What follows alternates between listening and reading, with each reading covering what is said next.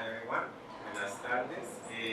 Estamos aquí reunidos para realizar el seminario Miradas Contemporáneas en Educación, que hoy está a cargo del énfasis en European Education, con la colaboración de la doctora Italí Barreto. Ella es doctora en Psicología de la Universidad Santiago de Compostela y el título de su conferencia es Estilos Lingüísticos de Educación. Quiero recalcar que el Seminario Miradas es uno de los servicios sociales y de extensión que tiene nuestro doctorado. Se realiza con mucha regularidad de parte de todos los énfasis y es abierto al público en general. Entonces, es una manera en que el doctorado, en términos de su misión, su visión y su proyección social, comparte el conocimiento con el público en general.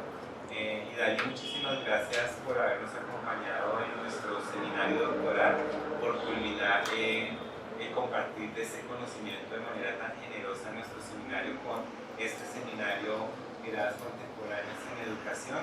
Y pues bienvenida, muchísimas gracias por eso, la recibimos con pues muchas gracias a ustedes por la invitación, profesor Faro, y pues a ustedes por estar hoy acá en la conferencia. Básicamente hoy vamos a hablar de un tema relacionado principalmente con el lenguaje, que es una de las temáticas tratadas en distintas disciplinas, distintas líneas de investigación y que tiene muchos contextos de aplicación. La presentación pues tiene como tema central los estilos lingüísticos. Sin embargo, pues en esa mirada contemporánea vamos a hacer un breve recorrido de lo que han sido los distintos métodos que se han utilizado para el análisis de los datos textuales principalmente, muy en línea con el lenguaje, y las aplicaciones y los software que han sido utilizados como tal, pues ya hasta nuestra edad contemporánea, en la que los cambios de la nueva era de la información pues han demandado unas nuevas estrategias por parte de los investigadores para hacer análisis de datos. Entonces, principalmente en temas de lenguaje, pues el lenguaje ha sido trabajado por múltiples disciplinas, la lingüística, en el caso particular de la psicología y en contextos de línea de psicología educativa, pues se han trabajado también temas asociados a los estilos lingüísticos, que es una característica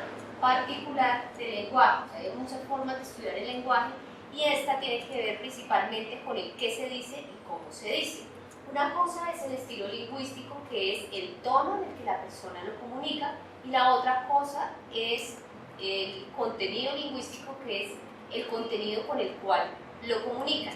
Y esa diferenciación pues, se ha visto reflejada principalmente en los tipos de técnicas de análisis de datos que se han utilizado, que al margen de ser investigación cuantitativa o cualitativa de la pregunta de investigación, pues se han desarrollado las dos vertientes en la historia pues, de las distintas disciplinas. Nosotros tenemos, por ejemplo, estudios en el contexto educativo relacionados con contenido cuando vemos las investigaciones sobre representaciones sociales, sobre narrativas, sobre creencias. Son distintas las palabras que utilizan para referirse al lenguaje y esto pues depende de los marcos teóricos en los cuales se ubica la investigación. No obstante, el hecho es que siempre el resultado en dato para el investigador pues es una cadena de caracteres escrita ya sea por el participante, sea que la reconozcamos en entrevista, en distintas técnicas de recolección de información, y que después pasa finalmente a una cadena de texto. Cuando hablamos de estilo lingüístico, que lo vamos a ver más adelante, lo que nosotros estamos tratando principalmente es un enfoque en el que se ha venido identificando una serie de patrones en el lenguaje que le permiten a los investigadores identificar correspondencias entre la forma como nosotros hablamos y nuestros estados cognitivos y psicológicos. Entonces podemos saber a partir de ciertos análisis de datos qué tantos procesos metacognitivos, por ejemplo, utilizamos, qué tantos procesos emocionales utilizamos. Y en el contexto de la educación, pues también esta herramienta puede tener otras aplicaciones, porque como lo veremos más adelante, pues son herramientas desarrolladas con diccionarios principalmente en inglés, sus versiones originales, y hacen unos recuentos muy interesantes de distintas estructuras gramaticales. Entonces, A continuación, lo que vamos a ver son pues, distintas técnicas de análisis de datos que se han implementado para el análisis del lenguaje y cuáles son las herramientas y las características de cada una de esas herramientas y cómo funcionan para hacer distintos análisis. La técnica más antigua pues, es el análisis de contenido. El análisis de contenido es una técnica que puede ser abordada desde la perspectiva cuantitativa o cualitativa. Cuando se hace de manera cualitativa, usualmente lo que hacen los investigadores es hacer las lecturas de los textos y hacer una reducción de la información a categorías como tal, dependiendo si hay unas categorías orientadoras de los marcos teóricos o dependiendo de qué tan emergente sea la información que se quiere utilizar. Para eso, en el mercado pues, hay una cantidad importante de software que permiten hacer esos análisis. Dos de ellos, que son quizás los más utilizados por los investigadores, son el Atlas TI y el NVivo. Estos dos software tienen un componente común y es que permiten hacer la categorización de los datos. Entonces, cuando nosotros tenemos extensas narrativas de entrevistas, de observaciones participantes, de observaciones en campo en el aula de clase, pues nosotros tenemos una cantidad de información que podríamos clasificar manualmente, pero nos demoraría mucho tiempo, sobre todo por los métodos tradicionales antiguos que eran señalar con resaltador, hacer POSIT, hacer la anotación al lado de las narrativas para colocar cuáles serían las ideas centrales, las categorías, los métodos. Todas esas actividades que nosotros hacíamos tan manual, en este momento se pueden hacer con esta herramienta, con estas herramientas informáticas que le permiten a uno mantener y después proyectar en mapas conceptuales, mapas de categorías analíticas, básicamente cuáles son las categorías más importantes y las que pues, tienen poca presencia. Ya vamos a ver unos ejemplos. Entonces, en ese recorrido histórico, digamos que en la edad moderna, pues los análisis de contenido, los análisis lingüísticos, incluso en la edad antigua, los primeros estudios que se hicieron fue estudios sobre cuántas veces se pronunciaba una palabra en la Biblia, estudios sobre APAS. Y eso daba importantes información para hacer algunas inferencias. También recordemos que en la edad antigua se solía hacer muchas obras literarias con seudónimos, entonces los estudios se centraban principalmente en cómo identificar la autoría de algunas obras a partir del estilo de escritura, lo identificaban claramente. Entonces, pues es un tema que se ha venido trabajando desde la edad antigua, ya en la edad en nuestra época más contemporánea, pero sobre el siglo XX, en los años 60 y 70, empezaron algunos desarrollos por parte de estadísticos de la escuela francesa y a su vez también estadísticos pues, de la escuela norteamericana. Esos desarrollos básicamente se traducen en un interés que tenían los matemáticos por lograr encontrar algunos parámetros, unas regularidades en la distribución del lenguaje. Entonces empezaron a trabajar teorías provenientes de distintos planteamientos, como por ejemplo el de Harris, en el que planteaba que existía una distribución de las palabras, y a partir de eso, por ejemplo, la escuela francesa en los años 70 y 60 empezaron a desarrollar lo que son los métodos factoriales, que ahora conocemos como métodos descriptivos multivariados. Esos métodos factoriales básicamente los trabajaron inicialmente con datos numéricos, datos derivados de investigaciones con encuestas, de investigaciones con experimentos, trabajo de campo, y posteriormente, sobre los años 70 y 80, empezaron a desarrollar en la escuela francesa una serie de tesis doctorales orientadas a hacer análisis lexicométrico. Entonces, ¿qué pasó en ese momento? En ese momento, los saberes de lo que se hacía en el análisis de contenido, en el análisis del discurso, en estadística léxica, en lingüística computacional, se sumaron y los autores empezaron a plantear lo que se le conoce como análisis estadístico de datos textuales. Entonces, en el primero nosotros tenemos todo lo que es análisis cualitativo de datos textuales, en el que reducimos a categorías, que también puede ser en algún componente cuantitativo, pero a nivel descriptivo. El análisis estadístico de datos textuales nos permite hacer unas diferencias estadísticas importantes. Aquí ya se aplican otro tipo de pruebas donde nosotros podemos ver diferencias, por ejemplo, lingüísticas entre los grupos, y adicionalmente pues pruebas que me permiten hacer discriminación semántica. Software que se desarrollaron en esa época, la profesora Mónica B. desarrolló su tesis doctoral para desarrollar un sistema portable de análisis de datos derivado pues, de su trabajo y del acompañamiento con su tutor y sus compañeros. También encuentran ustedes en el mercado un software que es de la escuela francesa y es versión libre, que es el DTM. Es un software que está en versión libre, pero tiene pues una restricción en la capacidad de vocabulario, pero es un desarrollo que han hecho sus estudiantes de doctorado para la comunidad académica y para los propios estudiantes de doctorado. Se puede consultar en la página web. Y tenemos un software italiano que es el TELAP, que también trabaja sobre el mismo fundamento que es el análisis multivariado de datos textuales.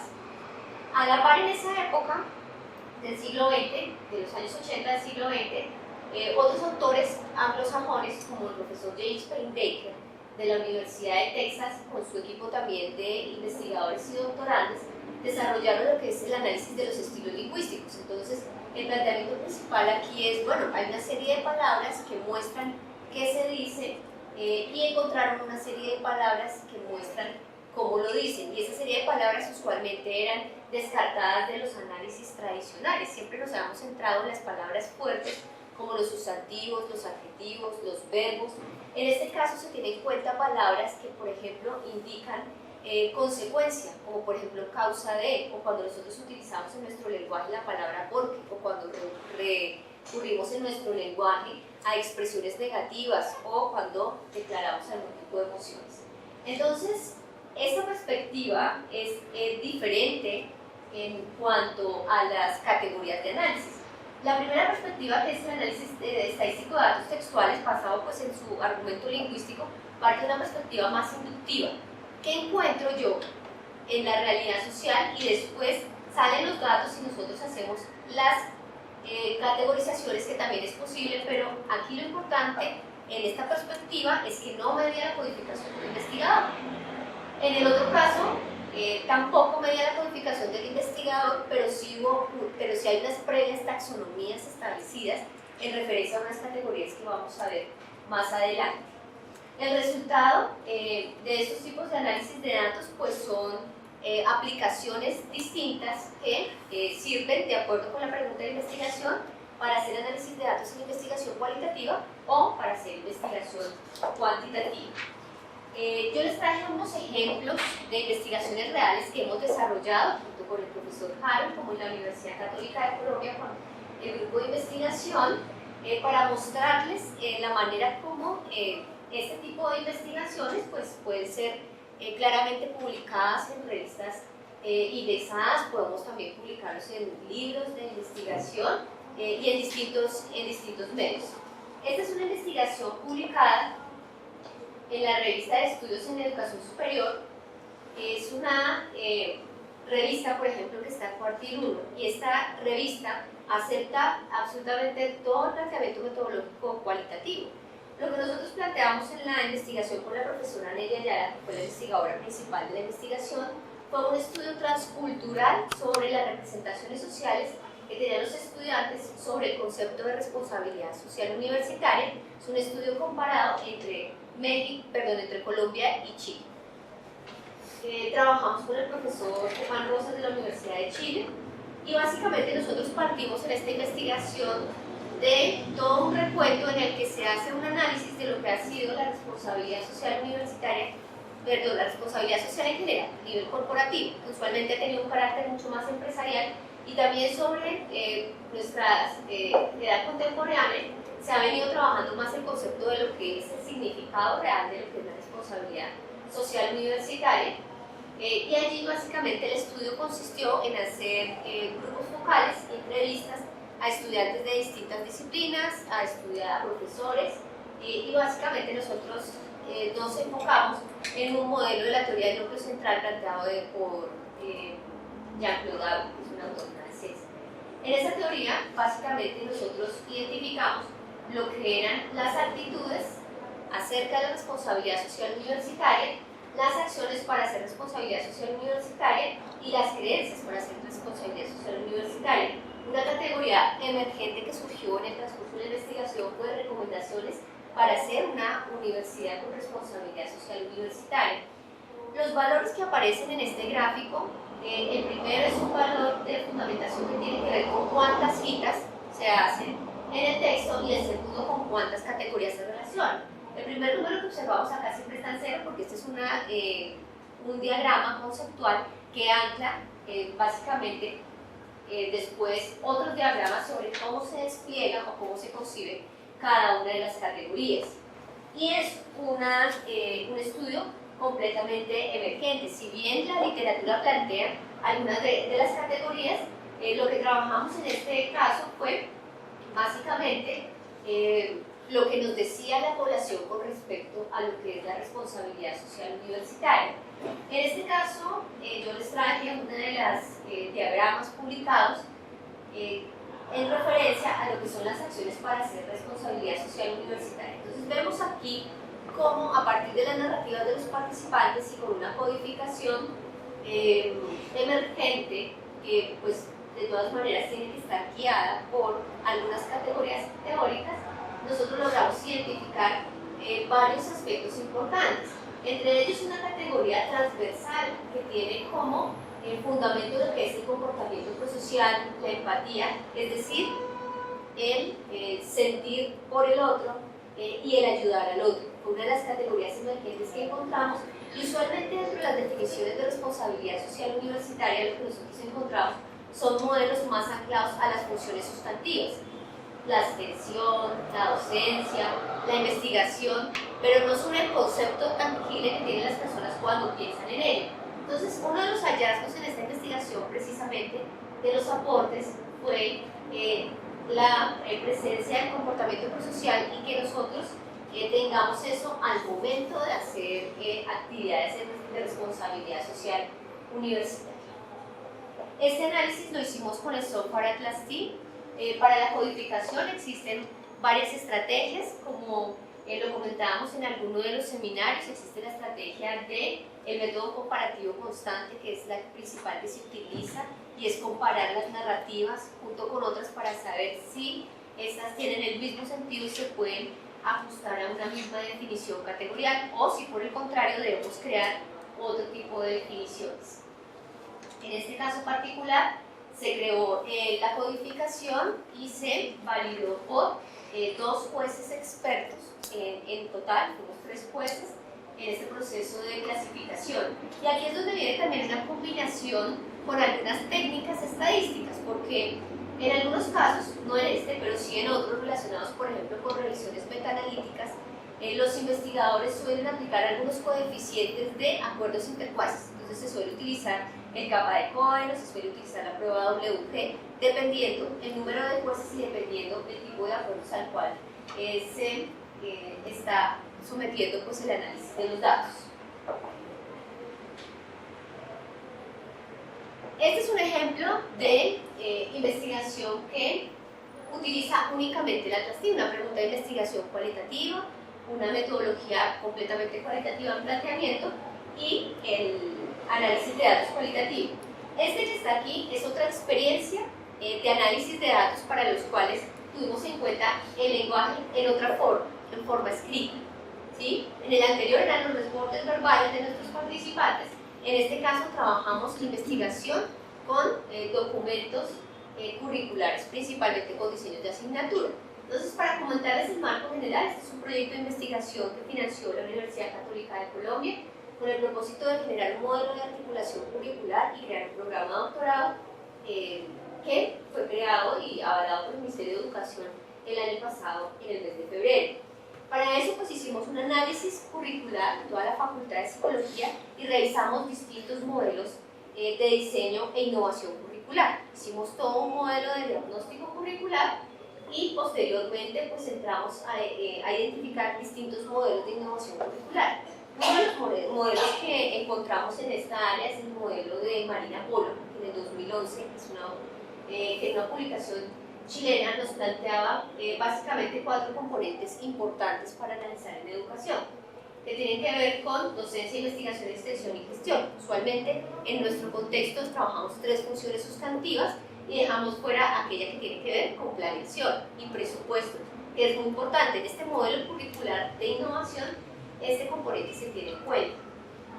También nos invitan en el ámbito ecológico a indagar por lo que es el ámbito internacional, el ámbito político, sociocultural, económico y territorial, este modelo curricular. Así lo que nosotros básicamente planteamos fue una investigación desde un modelo que le denominan un modelo de cuarta vía, orientado pues, al desarrollo del país. Hicimos muchas investigaciones pequeñas dentro de este gran proyecto que orientamos principalmente y partimos con este modelo de diagnóstico curricular que plantea Casarini y Rato en el año 99. Es un texto que plantea claramente cómo hacer diseños y evaluaciones curriculares.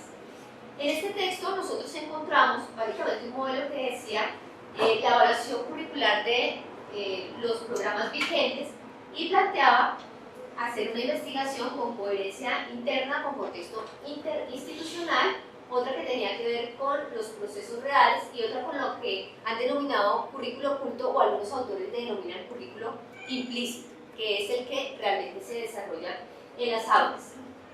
Sobre los componentes inferiores del modelo, como por ejemplo la evaluación de las estrategias aplicadas por los maestros, no voy a hacer referencia en este caso, pero sí de manera descriptiva, pero sí contarles que ahí se hizo una investigación cualitativa, grupos focales que se reunieron con los profesores y por parte de la Dirección de Docencia del programa en su momento se hizo todo un informe relacionado con cuáles eran las estrategias que utilizaban los maestros en sus aulas de clase. Se hizo también la evaluación de los procesos de aprendizaje, de los productos y también la evaluación de los procesos de socialización en el aula y de esa investigación. Para el tema de la coherencia externa, pues se hizo un seguimiento también y grupos focales con egresados. Nosotros en la investigación, para el uso de métodos multidimensionales en la perspectiva de análisis estadístico de datos textuales, nos concentramos en lo que fue la evaluación de las estructuras del plan de estudios. Y esa evaluación de la estructura del plan de estudios la hicimos principalmente en el componente de contenidos. Para eso diseñamos unas matrices y los anclamos a un diseño concurrente multinivel que implica un componente cuantitativo, cualitativo, cualitativo y cuantitativo. Aquí, como vemos, la investigación estuvo planteada con muchos estudios particulares dependiendo de cada uno de los componentes. Dentro del componente de los análisis de datos textuales que vemos aquí en la parte inferior, nosotros nos centramos básicamente en la propuesta de Becue, Levar y Salem, y principalmente la profesora Mónica Becue de la Politécnica de Cataluña, quien es una profesora francesa y estudió directamente y fue la que planteó el software SPAD en su tesis doctoral. ¿Bajo qué supuesto trabajamos desde esta perspectiva cuantitativa? En esta perspectiva asumimos unas unidades de estadística textual. Si bien en los análisis cualitativos con el Atlas TI nosotros vemos que codificamos como unidades de análisis la frase, el párrafo o algunas unidades mucho más extensas, aquí ya está establecido, es un análisis completamente estadístico. Y en este análisis los autores han establecido básicamente que existen 3, máximo 4 formas con las cuales se trabaja. Una es la forma gráfica más conocida como palabra, la otra es el lema, la otra es segmento repetido y derivado de ellos tenemos una serie de vocabularios y de glosarios. La forma gráfica, como lo dice la definición, pues es una palabra y esa palabra está delimitada pues, por varios caracteres. Aquí es muy importante dentro del proceso de investigación la depuración y la normalización de las bases de datos, porque si las palabras están mal escritas, el software tiene un algoritmo y básicamente lo que hace es contar información que tenga la misma secuencia de caracteres. Entonces esa primera parte que tiene que ver con la normalización de los datos es muy importante para la fiabilidad de los hallazgos finales. Tenemos los lemas y aquí sí hay un proceso semiautomático. Hay unas raíces gramaticales establecidas en nuestros diccionarios, tanto pues, de distintas lenguas, existen diccionarios en todos los idiomas. Yo he leído diccionarios en inglés, en francés, en alemán, los he visto. Y están configurados como tal en los software para que uno pueda hacer el análisis con esos respectivos diccionarios. Por supuesto tenemos un diccionario en español en el cual lo que hace el software es sugerir algún tipo de asociaciones o agrupaciones entre palabras. Como lo vemos ahí, la forma como, comes, come, comemos del verbo comer. No obstante, aquí tenemos un fenómeno lingüístico que tiene implicaciones al momento de reunir varias palabras, y es que una palabra puede tener muchos significados, como de comer o como de preposición. Estos software, por tanto, incorporan también una herramienta que es una herramienta para el análisis de contextos. Entonces, si nosotros quisiéramos hacer una lematización, lo que nosotros hacemos básicamente es mirar los contextos y decir si tienen el mismo sentido o no tienen el mismo sentido, y en caso de que sí, podemos hacer la lematización. En caso de que no, pues trabajamos con las formas como vienen en su versión original, que es como palabra. Tenemos la opción de los segmentos repetidos. Entonces, por ejemplo, si estudiamos currículo aplicado o innovación curricular, esos segmentos van saliendo y nos permiten tener un contexto adicional mucho más cercano y con mayor ejemplo para poder hacer un análisis contextual de los resultados. De todos estos datos nosotros podemos tener glosarios por orden de frecuencia y por orden alfabético. El análisis de concordancias, como les mencionaba, nos permite ver antecedente y consecuente a las palabras claves que nosotros les marcamos en el método, inventarios de segmentos repetidos, y las tablas léxicas son uno de los componentes, uno de los métodos más importantes que desarrollaron los autores franceses para poder hacer el paso de esa lexicometría, que es solamente el recuento de palabras, a los métodos multidimensionales. Entonces, en esta perspectiva cuantitativa, lo que hace básicamente la tabla léxica es cambiar el individuo, que es el ser humano, persona que contesta la encuesta o que escribe el texto, por la palabra. Cada palabra se pone como un individuo. El profesor Mersetti, en los años 60-70, planteó una propuesta de distribución conocida como chi cuadrado, pero no la misma chi cuadrado de Pearson, sino otra chi cuadrado para distribución de vocabulario. A partir de esos datos, pues entonces nosotros tenemos la posibilidad de hacer análisis de correspondencias, hacer análisis de clasificación semántica. En este caso se pueden hacer con el software SPAT, con el DTM, y un método de las especificidades que nos permite ver las diferencias entre grupos como tal. Entonces, si nosotros tuviéramos varios grupos, por ejemplo, los ensayos que producen, cuáles son los contenidos y los ensayos que producen los estudiantes de la línea N del doctorado, versus los estudiantes de otra línea, listo, ¿sí? Podríamos claramente, a partir de los datos, lograr identificar con un estadístico cuáles son las diferencias en sus patrones lingüísticos de unos estudiantes a otros, de un grupo de estudiantes a otros. También podemos tenerlo de una persona a otra. Para resumirles lo que hicimos en la facultad, pues este proceso de investigación cuantitativa, como lo ven, siempre es como la tabla cuadriculada, muy lineal, como lo veíamos en alguna ocasión, y lo que hicimos fue una investigación directa en nuestra facultad que se ajuste a la estructura de la facultad y también a las prácticas reales de nuestra facultad. Entonces, en este caso particular, analizamos las 4 funciones sustantivas, como bien lo planteaba el modelo de Polo en su planteamiento de innovación curricular, e identificamos todas aquellas fuentes documentales que pudiésemos tener en cada uno de los procesos. Entonces, nosotros miramos, por ejemplo, qué tipo de información teníamos en docencia, y encontramos que en el currículo real podíamos encontrar la evaluación de estrategias como tal, aplicadas por los maestros, evaluación de productos de aprendizaje, evaluación de condiciones y materiales. Y allí encontramos el tema de los diseños de asignaturas. Entonces, hicimos matrices en Excel con toda la información y que tuvieran este mismo componente de docencia.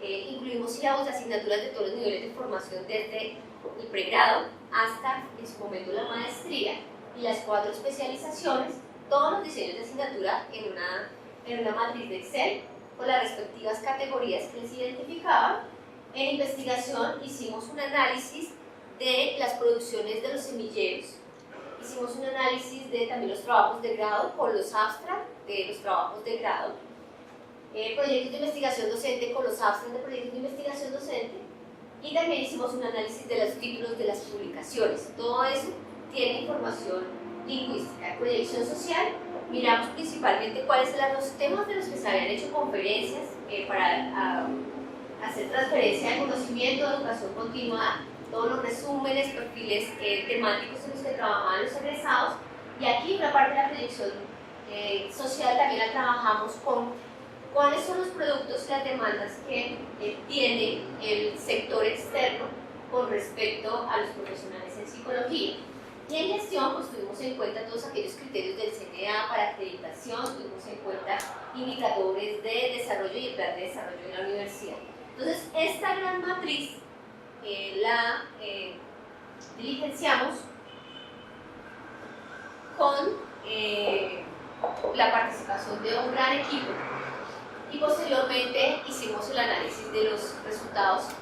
Entonces, pues aquí es donde el investigador ha de tomar una decisión sobre qué tipo de investigación va a hacer y cuáles son las estrategias y las técnicas de análisis de datos pertinentes para lo que quiere responder con su pregunta de investigación.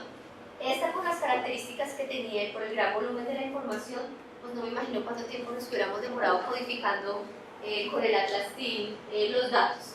Desde esta perspectiva, nuevamente insisto, son aproximaciones distintas. En una se gana una comprensión y una profundidad importante, y en esta se gana una cobertura distinta. Por esa razón, el planteamiento inicial del proyecto general pues es un proyecto mixto, para poder tener información de los dos lados. Este mapa factorial básicamente plantea cuál ha sido el desarrollo, la cronología y avance de las temáticas que se han dado en la Facultad de Psicología. Un estudio similar hicimos, por ejemplo, para definir cuáles iban a ser las líneas de investigación del Centro de Investigación y del Doctorado en Psicología. Hicimos todo el análisis de cuál era la producción científica de la facultad en 20 años, y a partir de eso logramos identificar que se concentraban en unos ejes temáticos específicos. Esas líneas fueron las que nosotros tuvimos en cuenta para hacer el planteamiento del doctorado. Y en este caso particular, lo que nosotros encontramos con nuestra estructura curricular, pues fue básicamente diferenciar cuáles eran los enfoques en los que somos más fuertes en proyección social, cuáles son los enfoques que nosotros tenemos en cada uno de los programas, y ello a la luz de un proyecto educativo del programa que se vio respaldado básicamente por los hallazgos. Aquí esta investigación pues ha tenido muchas implicaciones, entre ellas en la fundamentación curricular de programas, pero también, por ejemplo, hacer temas de benchmarking, porque nos va a permitir lograr establecer un sello diferenciador de si realmente lo tenemos en el currículum. Entonces, este tipo de resultados podemos tener contextos. Lo que son las variables que están en rojo son las variables nominales, y todo lo que son las palabras son palabras que derivan directamente de toda la información textual que se analizó en el proyecto. Evidentemente, pues un plano no aguanta toda la información que tiene en su visualización, y por eso lo que uno utiliza pues son técnicas como la contribución de las palabras, los coseros cuadrados para las mejores palabras proyectadas en el plano, que muestran cuáles son las más importantes, y pues aquí se representan apenas 50 palabras del corpus global, que fue bastante amplio. Este es otro tipo de investigación en el que tuve la posibilidad de participar como asesora metodológica en un proyecto liderado por el profesor Harold, denominado Arquitecturas de Comunidades de Práctica en la Formación Inicial y el Desarrollo Profesional de Profesores de Inglés a través del juego masivo multijugador en línea. Los resultados de esta investigación también fueron analizados con distintas estrategias. Aquí nosotros partimos de un planteamiento que tiene el profesor Harold con respecto al haceres, decires y maneras de relacionarse, que fue básicamente lo que identificamos en ese planteamiento de la investigación. Este es un uso, por ejemplo, de las técnicas de análisis de datos con lenguaje en nuevas eras de la información. ¿sí? Muy contemporáneo en nuestra época, donde a través de los juegos les enseñamos a las personas a aprender inglés, donde tenemos redes sociales digitales, donde tenemos otras fuentes de información con una cantidad importante de datos. Este estudio es un estudio que nos permite también tener una validez de convergencia, porque analizados con una estrategia y analizados con la otra, los resultados nos dan aproximaciones similares en cuanto a las conclusiones. Entonces, parte de este importante trabajo siempre se hace desde la cabeza de los proyectos, en este caso el profesor Harold, quien es el que está al frente de ese diseño de las matrices categoriales, toda la parte conceptual, cómo se van a denominar, que tengan consistencia en cómo surge del proceso directo de investigación, pero también que tengan consistencia con su nominación en el campo de la investigación en educación.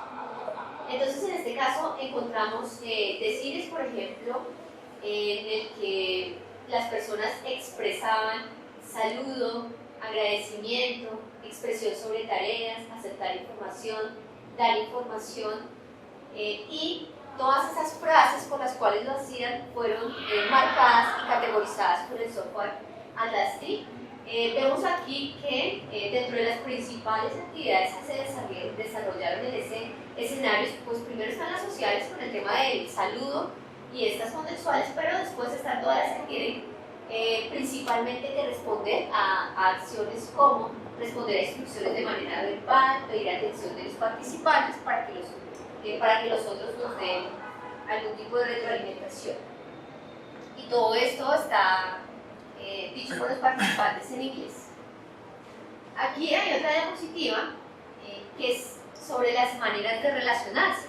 Entonces identificaron categorías como adoptar papel de interrogador, adoptar papel de organizador, que fueron dentro de las principales categorías, y hacer sentir al otro como reconocido, es decir, que hay un componente social importante en este tipo de análisis.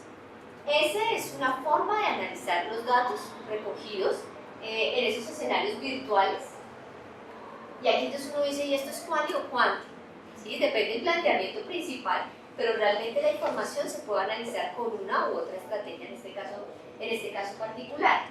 Entonces, hasta aquí nosotros hemos tratado, digamos, que las dos grandes corrientes que han predominado en análisis de datos, que una es la cuantitativa desde la perspectiva multivariada y la otra la categorial, a veces orientada desde la perspectiva de la teoría fundamental, con codificación abierta, axial y selectiva. En esta misma investigación del profesor Harold, tuvimos la oportunidad de hacer un análisis de estilos lingüísticos, aquel del cual les conversé al iniciar esta conferencia, que es el que les permite identificar a partir del lenguaje aquellos aspectos psicológicos y cognitivos de las personas que se comunican. Entonces, tienen dos tipos de información distinta en esta triangulación de la información. Una información que viene de las narrativas y que se enmarca dentro de los modelos teóricos, y esta que está en otro modelo teórico. Dentro de este modelo teórico, básicamente existen unas categorías, yo traje apenas unas cuantas, pero son 87 categorías las que tenemos para analizar los estilos lingüísticos, y aquí hay de todo, y para estudios de educación me parecen muy ricas todas estas categorías, porque algunas tienen sentido para los psicólogos, otras no, pero en su contexto global tiene sentido para muchas disciplinas. De hecho, este tipo de análisis es utilizado en muchas disciplinas. En investigación, precisamente con escenarios virtuales, hemos encontrado la caracterización de los participantes. Entonces, vean aquí, por ejemplo, lo que implica este tipo de análisis. Es un escenario donde los participantes están comunicándose en inglés, entonces nosotros podemos identificar a través de algunas palabras qué tipo de apropiación está teniendo a través de su lenguaje en el contexto en el cual está. Si tiene, por ejemplo, en el caso de las emociones, si se expresan emociones positivas y negativas en esos entornos, que usualmente en nuestros entornos cotidianos nosotros tenemos la posibilidad, y aquí nosotros podemos medirlo con un diccionario que está validado en Estados Unidos, pero aunque se validó allá, no significa que solamente esté validado por una serie de autores norteamericanos, porque tiene pares de todos los países, de muchos países. Este diccionario tiene un listado de palabras que nos permiten evaluar uso de primera persona en singular, y ahí es donde nosotros miramos expresiones como estas, nos permiten identificar si la persona lo utiliza en mayor o en menor medida. Por ejemplo, el uso del yo ha sido utilizado para el análisis de discursos políticos. Hay algunos políticos que son grandiosidad, es la categoría conceptual con la cual los identifican. En esos discursos correlaciona mucho el uso del yo, porque ellos son el centro de la atención. Hay otros políticos que tienen otro tipo de discurso más inclusivo y utilizan otro tipo de nombres, nosotros, y son más inclusivos en sus expresiones. Tenemos, por ejemplo, el tiempo en el cual están hablando, y eso en ese escenario de Second Life es muy importante, y vamos a verlo ahora con los resultados, porque plantean el foco de atención que están teniendo las personas, ¿sí? Entonces, si están inmersos dentro de la actividad que se les diseñó en el escenario de entrenamiento para el aprendizaje en inglés. Las negaciones nos permiten ver mecanismos de defensa por parte de las personas. Las proposiciones nos permiten ver indicadores de lenguaje más complejos, es decir, que se están haciendo otro tipo de construcciones, no solamente la del saludo, sino realmente si hay una estructura gramatical que nos pueda dar mejores indicadores de si las personas se están apropiando más el lenguaje en inglés o no. Tenemos también temas relacionados con negaciones, conjunciones, exclusiones, que nos permiten diferenciar múltiples tipos de pensamientos por parte de las personas, emociones positivas y negativas, para identificar cuáles son los estados afectivos que, por ejemplo, manifestaron en esa inmersión en el escenario de Second Life. Y tenemos emociones pues, negativas, que también muestran pues, otro contexto emocional. Estos son los resultados de la investigación que encontramos con el profesor Harold por el análisis de estas analíticas. Los valores son dados en porcentajes, son unos análisis en los cuales se hizo la transcripción textual de todo lo que decían los participantes. Únicamente se analizaron pues, las narrativas del inglés que decían los participantes y fueron analizados con el diccionario en inglés. Como vemos, hay un indicador que puede ser muy sencillo para algún ojo, pero para ustedes creo que es muy interesante ver la estructura de los pronombres. De hecho, los análisis con textos en inglés es más sencillo que con textos en castellano, porque en castellano nosotros no utilizamos el yo soy profesora, y ya, ¿sí? El uso de los pronombres en la estructura del inglés facilita mucho este tipo de análisis de datos. Entonces, aquí, en sus investigaciones, por ejemplo, ustedes pueden analizar los ensayos de sus estudiantes. ¿Y qué podrían analizar? Por ejemplo, podríamos analizar el ensayo cuando el estudiante entra a la primera clase y el ensayo cuando sale de su clase. Y poder hacer un análisis de comparativo de cuál es la complejidad que ha asumido cognitivamente en el desarrollo de su lenguaje en inglés. O sea, qué tanto utiliza más preposiciones, qué tanto utiliza otro tipo de estructuras, lo cual correlaciona con un mayor uso de procesos metacognitivos, es decir, que realmente se está haciendo un desarrollo superior en la apropiación del idioma.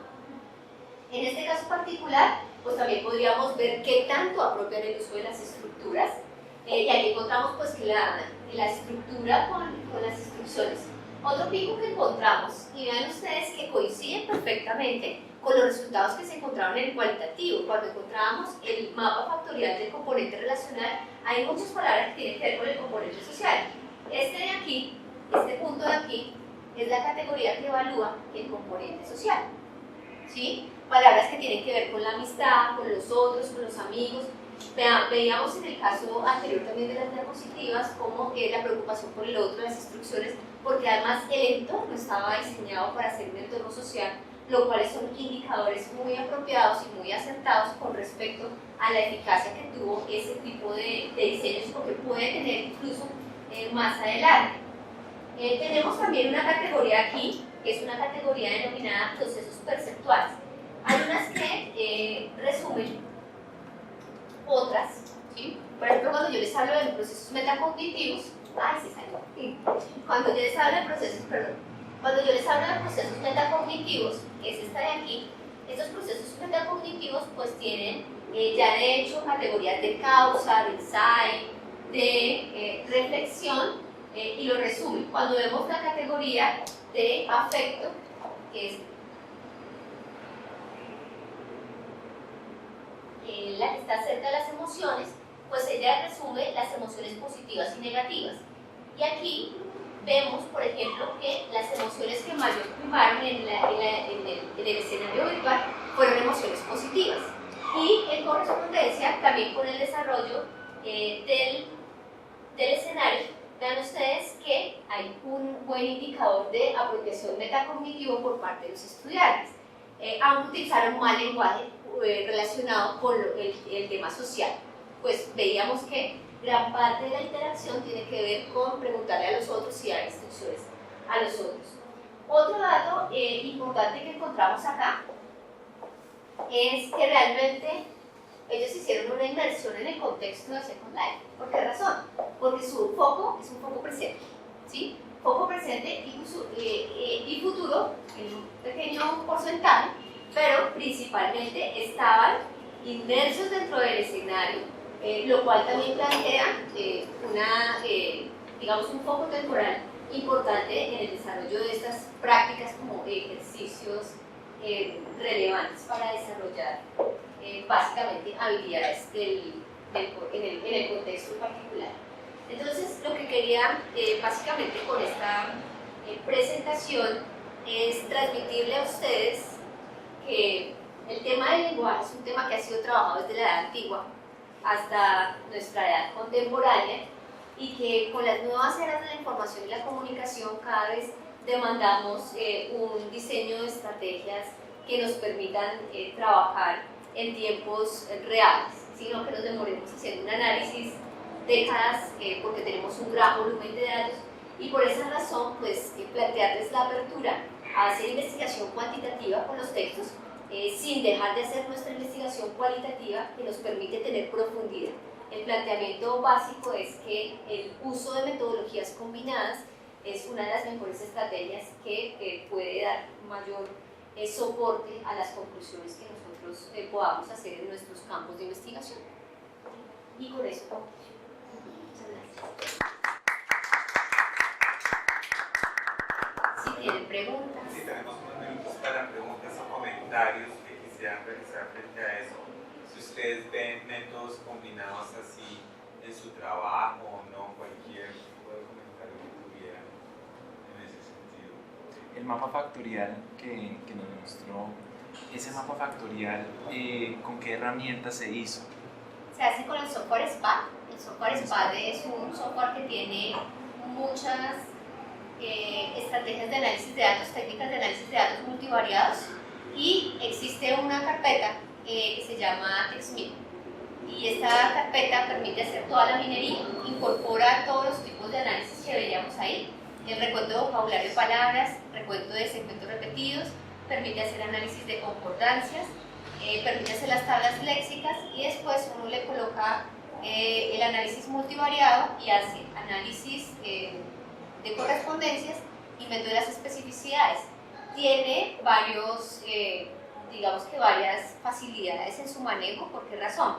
Porque se procesan los datos y posteriormente son exportables a Excel. Entonces se pueden hacer interfaces con otros programas, como por ejemplo los IPCS para hacer análisis cualitativo. Si yo traigo algunos datos de software también, como el Atlas, puedo hacer interfase, siempre teniendo mucho cuidado con no equivocarnos de un planteamiento cualitativo con análisis cuantitativo, ¿no? Hay que tener cierto detalle y precisión en cómo se reportan esos resultados, y posteriormente tiene una galería de gráficos, entonces él mismo arroja los planos factoriales. ¿Es igual que el DTM? ¿Es de libre acceso? O No, ese sí es de pago, pero el DTM hace exactamente lo mismo, y pues para unos volúmenes de datos pues no tan grandes como pueden ser las investigaciones en redes sociales digitales, donde tienes corpus de 600.000 datos, 800.000 datos, pues es bastante denso, pero pues para investigaciones que con algunas entrevistas sí perfectamente se puede hacer ese análisis de datos. Tiene manual, uno de los profesores que además ha trabajado en este tema acá en el país, el profesor Carlos Elías Pardo, de la Universidad Nacional, pero ellos lo trabajan desde la perspectiva estadística. Entonces, pues allí hay una línea de trabajo importante también sobre minería de texto.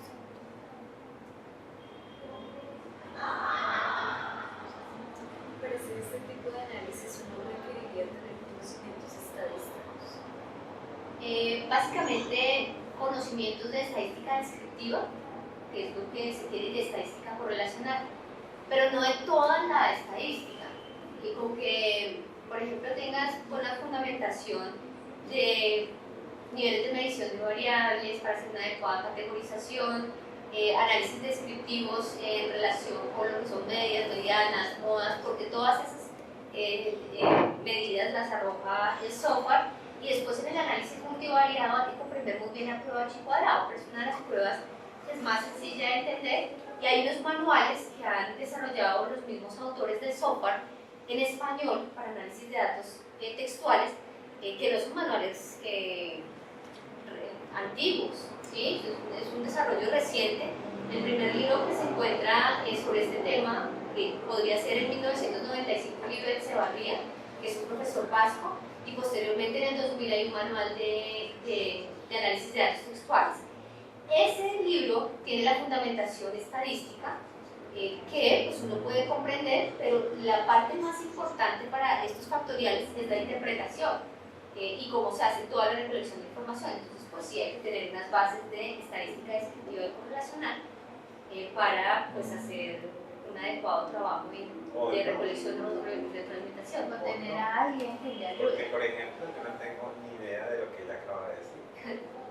Pero digamos, digamos, la manera en que yo entiendo la parte estadística es para vincularla con interpretaciones de orden cualitativo que yo hago y lo utilizo como un sustento para el cualitativo, para no caer como en la especulación, sino que tengo una huella desde el dato que me permite a mí hacer cierto tipo de afirmaciones. Entonces, digamos, en el inventario de las 85 categorías que están allí, para mí es muy claro que si hay un pico alto en lo social, en alguna medida me está permitiendo interpretar que una arquitectura que se está construyendo en un contexto de práctica pedagógica es el de las relaciones sociales. Y lo que yo empiezo a interpretar a partir de eso es cómo cualitativamente se fueron fundamentando, pero no es una especulación decir que lo que digamos que hay ese elemento de la socialidad allí simplemente como una frase cliché o lo que sea, sino que los estilos lingüísticos ejercidos durante esas inversiones que nosotros realizamos en Second Life con profesores de formación nos están diciendo que ellos efectivamente sí una de sus prácticas en términos de esa arquitectura está constituida por un elemento social y está constituida por elementos que comparten, por ejemplo, discursivamente cierto tipo de saberes. Digamos, yo no necesito saber nada de estadística en ese sentido. Obviamente apelo, digamos, por las circunstancias del proyecto que tenía cierto tipo de financiación, a una asesoría en términos de análisis de datos de orden cuantitativo que me permita a mí hacer otro tipo de cosas.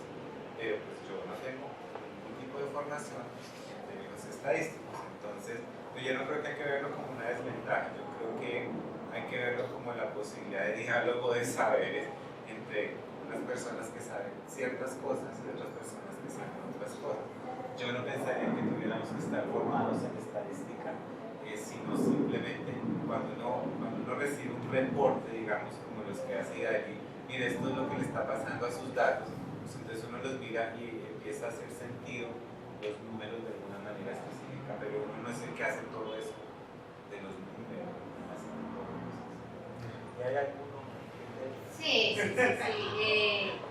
Incluso con los mismos análisis de datos cualitativos, porque hay personas que no manejan el alto estilo, ¿sí? Y entienden perfectamente los resultados de las categorizaciones y le dan todo el sentido en la investigación.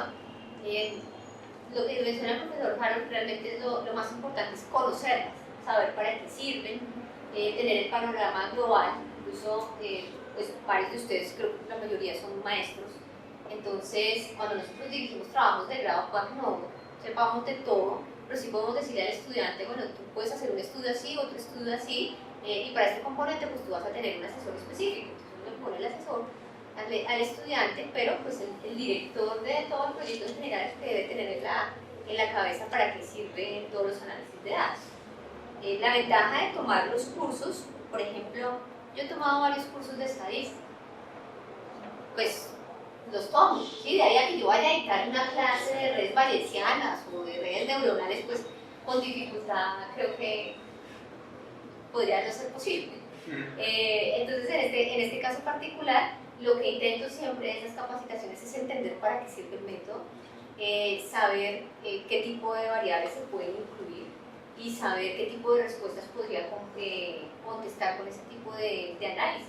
Porque lo que sí tenemos nosotros en nuestro contexto es cada vez preguntas más complejas, ¿no? Ya no es solamente los estudios de al aula, sino cómo las TICs interaccionan con todo ese proceso de formación, como lo veíamos con el desarrollo de software y con todas las tecnologías que utilizan hoy día los estudiantes para aprender. Entonces, pues realmente sí es un componente fundamental poder tener un mapeo general de cuáles son las técnicas que se utilizan para esos análisis. Creo que también todo depende como de los propósitos, ¿no? Es decir, por ejemplo, me parece muy interesante que compartieras con nosotros la experiencia del estudio soporte para la formulación de un programa doctoral y de las líneas de investigación de ese programa doctoral, porque a veces cuando uno hace grabaciones, digamos como que la cosa se demora muchísimo y creo que el poder identificar textualmente patrones que son los que permiten, digamos, encontrar los testimonios, esos conglomerados, digamos, de ideas, pues básicamente nos está diciendo qué es lo que está pasando, cómo es que está, digamos, durante 20 años está llegando a una formación discursiva en alguna medida que permite establecer líneas. Yo creo que no había pensado en ese tipo de estudio para la formulación de un programa, digamos, cualquier académico. Entonces creo que eso fue muy interesante, nunca he pensado en esa perspectiva tan cuantitativa y sí creo que por lo menos en términos de los documentos de registro calificado que se requieren para apertura de programas es una herramienta fundamental para poder decir, mire, es que esto es nuevo o novedoso o diferente, este es el sello personal o institucional que hace que este programa académico maestría no sea igual a otras maestrías. Entonces creo que para, digamos, a nivel institucional, para tomar decisiones también es muy importante pensar, digamos, en ese tipo de procesos cuantitativos de análisis textual. Ese es un aspecto interesante de este proyecto de investigación, es el reto que supone para alguien con formación de doctorado, ¿sí? Porque creo que teníamos también esa pregunta en alguna ocasión, y es que la formación de doctorado nos hace más expertos, más especializados en algo muy puntual, ¿sí? Entonces, pues particularmente desde la perspectiva metodológica es más fácil en algunos contextos, pero pues los retos están en poder hacer innovaciones a partir de los aprendizajes que tienen en sus programas de doctorado. Mi tesis fue sobre análisis del discurso,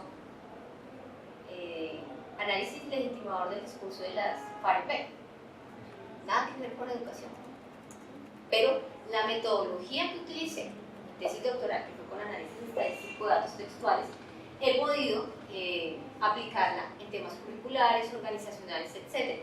Y ahí viene otra habilidad de un doctor, que sus competencias esperaría uno que se desarrollara, y es, bueno, tiene que investigar en este campo, no sé, de psicología educativa, ¿sí? Pues ¿por dónde empieza un investigador? Pues por hacer un rastreo de las fuentes, las revistas, los estudios que se han hecho, buscar modelos curriculares, información en distintos contextos. Nos gustó principalmente el contexto latinoamericano, chileno, que es uno de los más desarrollados en Sudamérica. Y a partir de eso empezar a hacer toda una conceptualización alrededor de lo que es un currículo innovador. Para eso no tenía que ser doctora en educación, ¿sí?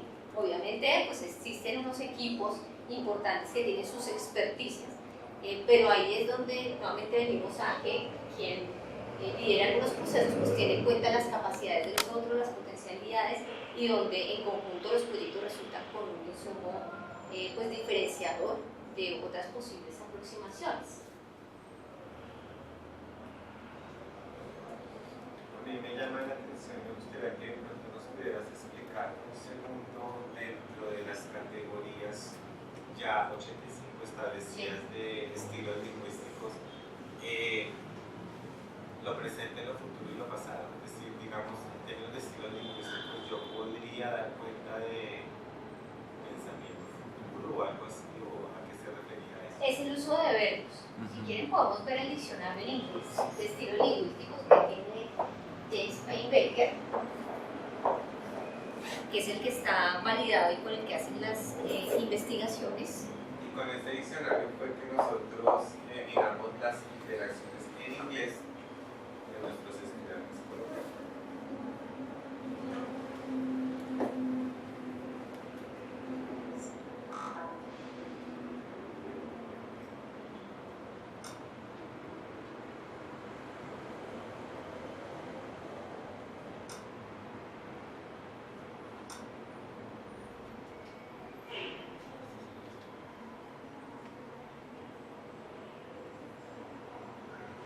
Las investigaciones recientes en este tipo de análisis están orientadas a la validación de diccionarios lingüísticos. Entonces, por ejemplo, este es un diccionario general que tiene muchas categorías, pero perfectamente nosotros podríamos hacer un diccionario específico con una serie de palabras,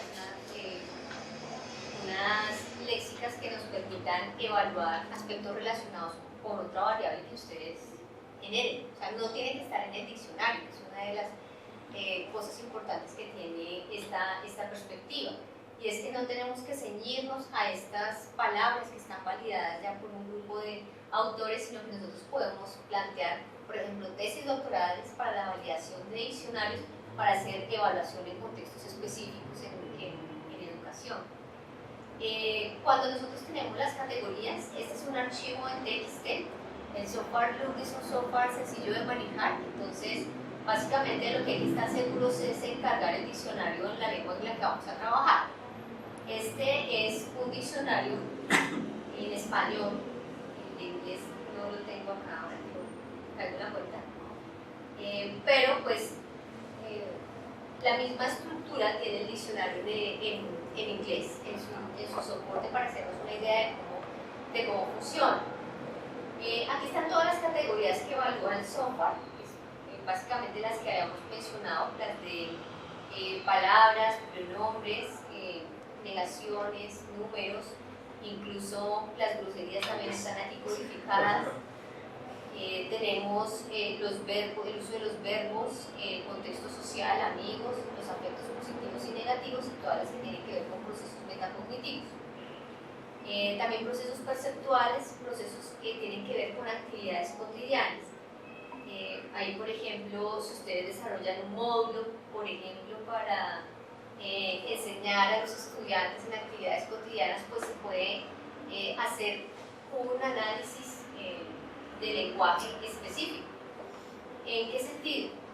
Supongan ustedes que cuando nosotros vemos inglés, usualmente lo enseñan por módulos, ¿no? Entonces, módulo pronombres, módulo juegos, módulo juguetes, cuando miramos en cada uno de ellos.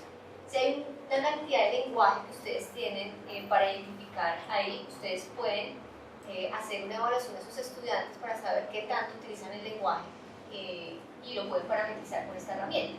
Y pasan los textos y les aparece un reporte cuantitativo de si sí apropiaron esa serie de palabras que es el lenguaje fundamental que les querían enseñar en ese tipo de sesión o en ese módulo en particular. ¿Cómo se hace? Pues primero hay que hacer la selección de las categorías. Aquí hay todas estas, pero puede ser una categoría. Módulo juegos, ¿sí?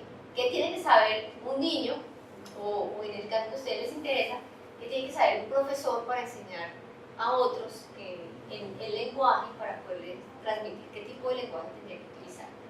se puede utilizar como prueba de conocimientos. Entonces puede ser incluso una sola categoría, pues supongamos que manejo de pronombres. Después, primero se colocan las categorías generales, en las cuales se va a categorizar cada palabra, unas dimensiones grandes, y después se empieza a colocar todo el vocabulario de palabras. Entonces aquí tenemos una serie de palabras en español. Este es un diccionario en español que fue validado en México y que es el que actualmente se utiliza para investigaciones en lengua castellana, y tiene todas las palabras. Entonces, ¿cómo funciona? Por ejemplo, la palabra A dice que pertenece a la categoría 1 y a la categoría 17. La categoría es una palabra de función que está dentro de la estructura del texto, y la categoría 17 es una preposición, ¿sí? Y así empieza a hacer con cada palabra. Cada palabra puede tener múltiples categorías a las cuales pertenece, como tenemos aquí, dependiendo de los significados. Otro de los estudios que se está haciendo recientemente es el análisis de estos lenguajes para saber cuáles son sus raíces, ¿sí? Entonces hay diccionarios también en distintas lenguas para hacer ontología semántica. Entonces, por ejemplo, la palabra acarreo, uno la coloca y dice, la palabra acarreo viene de la palabra ta, y nos coloca cuántos serían los posibles sentidos que puede tener esa palabra. Con esos criterios nosotros podríamos descartar o incluir palabras, porque si es una palabra que tiene múltiples significados, seguramente cuando el diccionario la coja no la va a clasificar de manera apropiada. Entonces, palabras que tengan menos cantidad de significados pueden darnos una mayor precisión, porque evidentemente en el lenguaje, pues, los significados múltiples que se le dan a unas palabras, y una de las críticas que es cierta, los sentidos con los cuales se habla y el uso de las palabras que pueden ser usados en tono sarcástico o en otro tipo de tono, pero aquí parte del estilo es que así utilicen, por ejemplo, groserías en tono sarcástico, de buen humor, está usando groserías, y es un estilo de comunicación que utiliza groserías. Entonces, pues aquí nosotros podemos evaluar ese tipo de aproximaciones. Visto este panorama de cómo funciona el diccionario, entonces la categoría de tiempo, que es presente, pasado y futuro, lo que hace es clasificar básicamente los verbos y cómo estos son utilizados. En inglés esto es mucho más sencillo, ¿sí? Entonces, si tienen el have, si tienen el will, si tienen unos específicos, pues los clasifica, y eso significa que la posición temporal o el foco temporal en que se está ubicando el participante es decir, yo haría. Entonces, por ejemplo, yo llevaré a mi mamá a, yo llevaré a mi profesor a. Entonces plantea que sí tiene un discurso para poderse comunicar en acciones para desarrollar el tiempo futuro. Esa es básicamente la importancia del foco temporal aquí en este tipo de investigaciones. Y por eso nos salió tan elevado el pico de la investigación del foco presente. O sea, veía que las personas que estaban en el contexto estaban concentradas en su momento particular. Y seguramente si hacemos un análisis que también nos permite hacer el SOFA, de cuáles palabras son las que clasificó el futuro, podríamos ver seguramente que están en el marco de lo instruccional, de qué es lo que deben hacer los otros para. ¿Cómo se abordan esas creaciones del lenguaje que se hace hoy muy en día? Esas creaciones del lenguaje que o bien se toman prestadas palabras o se inventan palabras nuevas, y las variaciones del mismo lenguaje se alcanzan a ver en esa construcción. Ahí nosotros sí, esa pregunta es muy importante porque eso es de las miradas contemporáneas que hay que tener en la nueva era de la información, y esas transformaciones que han ocurrido. Nosotros estamos en este momento con el grupo de investigación desarrollando un diccionario para evaluar discursos terroristas y discursos pacifistas. Entonces resulta que tanto en los mensajes de chat, pues en comunicaciones formales, pues es muy fácil encontrar la palabra gobierno bien escrita. Pero en los mensajes de texto, en los Twitter, en los Facebook, hay múltiples formas en las cuales se encuentra la palabra, como gobi, GBNO, ¿sí? Para eso estamos haciendo análisis de contenido. Entonces, el primer estudio de nosotros es un análisis de contenido donde el software nos ayuda a identificar las raíces gráficas, porque con el Atlas también lo podemos hacer por búsquedas, que empieza por Go, ¿sí? O por Go, y empezamos a clasificar. Y ahí hemos logrado identificar todas estas formas que yo les estoy mencionando, sobre cómo las expresan en el contexto. Todas esas formas se pueden subir ahí. Entonces yo le puedo decir al software, si sube Go, así como dice acá, abandonas, le pongo Go, abajo le pongo Go, el otro, GBNO, y cada una de esas caracterizaciones, y todas las va a agrupar en una misma raíz. Como si fuera el mismo lenguaje. Claro, pero entonces para eso, ahí es donde la combinación de los dos tipos de metodología, tanto la de exploración como la confirmatoria, porque claro que el análisis multivariado son estudios exploratorios, no son confirmatorios, después uno hace otro tipo de pruebas. Pero todas esas exploraciones las podemos hacer con todas esas herramientas de minería de texto. Entonces hemos logrado identificar, en este momento estamos construyendo el diccionario a partir de lo que realmente producen las personas, lo que producimos en redes sociales digitales, y no lo que está estructurado pues básicamente desde la literatura, los libros, los textos, porque eso no es lo que encontramos. ¿Qué sí encontramos? La correspondencia entre esos datos y algunas estructuras teóricas. Entonces, posteriormente las clasificamos en unas dimensiones particulares. Eso pues en el marco de la educación es muy importante porque los chicos hoy se comunican de manera completamente distinta a la nuestra. Entonces, estudios que nos planteen básicamente cómo se dan esas relaciones, cómo interaccionan las comunidades de manera real, se pueden hacer con este tipo de herramientas y después volverlas cuantificadas, pasar de lo cual y a lo cual con estudios distintos.